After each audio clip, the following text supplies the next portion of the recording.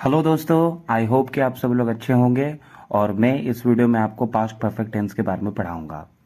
तो चलिए शुरू करते हैं। इसमें सबसे पहले हम लोग definition of past perfect tense समझेंगे, फिर structures of past perfect tense, इनके अलग अलग स्ट्रक्चर्स को देखेंगे, फिर different usages of past perfect tense, हम पास्ट परफेक्ट टेंस को कैसे अलग अलग तरीके से यूज़ कर सकते हैं। ऑल राइट देन, शुरू करते हैं।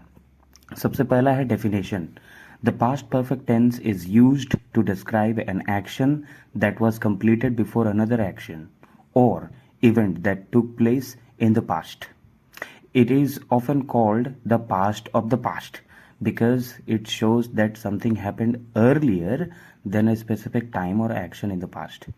ठीक है, तो पास्ट परफेक्ट जो है ना, पास्ट परफेक्ट टेंस, इसको हम लोग पास्ट का पास्ट को डिस्क्राइब करने के लिए यूज़ करते हैं। कोई एक्शन या इवेंट हो जो पास्ट का पास्ट में हुआ हो, इससे पहले कोई घटना घटा, एक पास्ट में घटना घटा, उससे पहले और एक कोई घटना घटा हो, तब हम उस चीज़ को डिस्क्राइब करने के लिए पास्ट परफेक्ट टेंस का इस्तेमाल करते हैं। ठीक है, इसको और डिटेल में समझेंगे हम लोग आगे। चलिए अब डिफरेंट डिफरेंट स्ट्रक्चर्स को देखते हैं पास्ट परफेक्ट टेंस के। तो जो सबसे पहला स्ट्रक्चर है वो है affirmative sentences.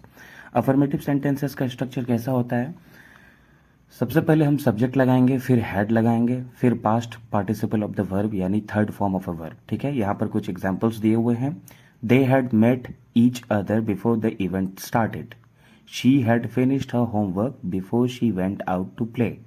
Bye the time the train arrived we had already left. ठीक है, अब नेगेटिव सेंटेंसेस को देखते हैं।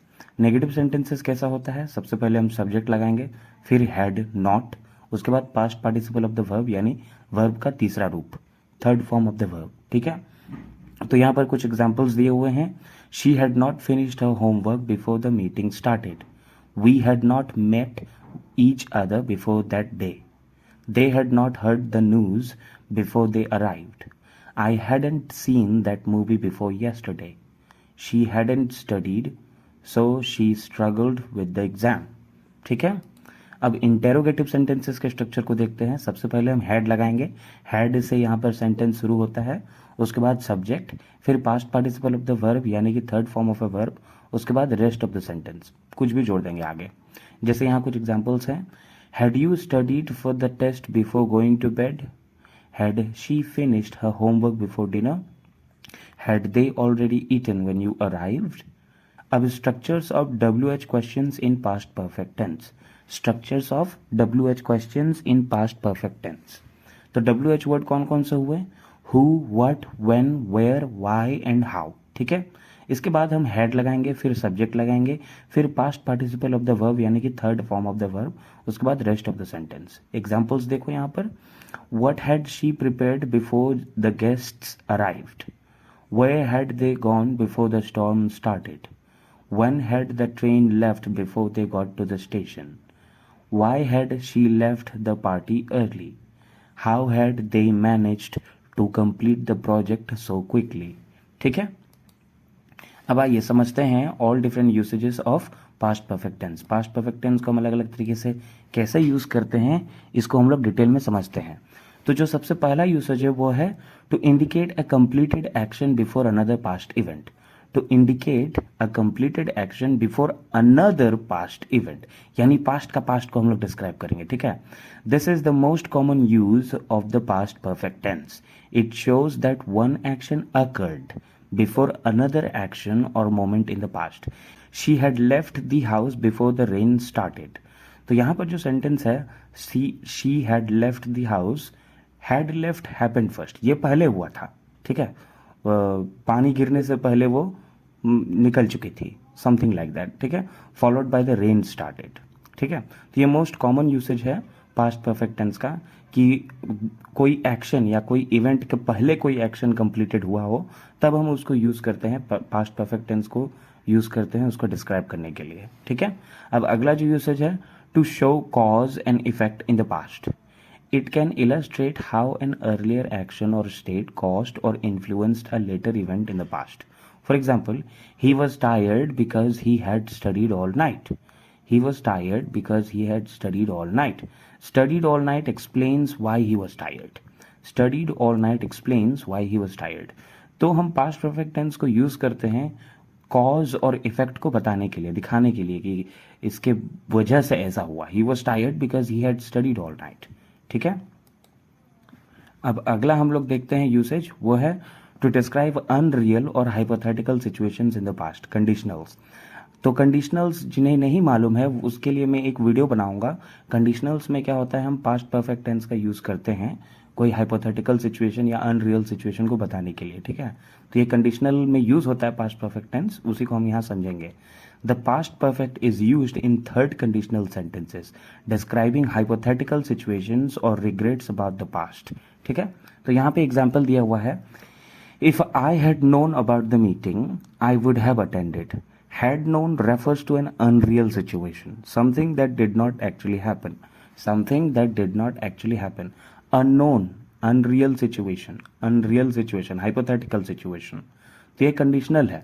ठीक है, कंडीशनल में क्या होता है, थर्ड कंडीशनल में हम लोग पास्ट परफेक्ट टेंस का यूज करते हैं अनरियल या हाइपोथेटिकल सिचुएशन को डिस्क्राइब करने के लिए। ठीक है, अब अगला जो यूसेज है वो है to emphasize completion before a specific time in the past. To emphasize completion before a specific time in the past. When there is a specific time in the past perfect emphasizes that the action was completed by that time. The action was completed by the time. ठीक है, by 9 p.m. they had already finished dinner. By 9 p.m. they had already finished dinner. Finished dinner occurred before 9 p.m. Finished dinner occurred before 9 p.m. तो अगर हमें कोई specific action के पहले अगर कोई एक्शन है, तब स्पेसिफिक टाइम के पहले अगर कोई एक्शन है उसको हम डिस्क्राइब कर रहे हैं, तब हम वहां पर पास्ट परफेक्ट टेंस का इस्तेमाल करेंगे। ठीक है, अब अगला जो यूसेज है वो है with reported speech to talk about actions completed earlier. Reported speech में भी हम यूज करते हैं पास्ट परफेक्ट टेंस का। For example, when reporting something that someone said in the past perfect is often used for events completed before the time of reporting. यहाँ पे example दिया हुआ है, she said she had seen the movie already. Had seen the movie occurred before she said. ठीक है, had seen the movie occurred before she said. ठीक है, तो जब रिपोर्टेड स्पीच में भी हम लोग यूज करते हैं पास्ट परफेक्ट टेंस को। अब अगला जो यूसेज है वो है to show sequence in narratives. In stories the past perfect can be used to give background information about events that happened before the main action of the story. ठीक है, they had lived in New York for 5 years before they moved to Paris. Had lived sets the background for the latter action of moved. ठीक है, तो background information देने के लिए हम लोग क्या करते हैं, पास्ट परफेक्ट टेंस का इस्तेमाल करते हैं। अब अगला जो यूसेज है वो है with words indicating time frames. For example, by the time, after, before. The past perfect often appears with time expressions to clarify the sequence of events. Examples यहाँ पर, by the time he arrived they had already left. They had already left. After she had finished her homework she went to bed. She went to bed. अब अगला जो usage है वो है to express regret or missed opportunity in the past. This usage is more of a nuanced expression of regret, showing that something could have happened differently. Example, I wish I had listened to her advice. Had listened represents a past opportunity that was missed. Had listened represents a past opportunity that was missed. ठीक है, so thank you so much for watching this video. अगर ये video आपको अच्छा लगा हो तो please मेरे चैनल को सब्सक्राइब करें, और इस तरह के वीडियोस में आगे भी अपलोड करता रहूँगा। Thank you so much for watching this video. Thank you.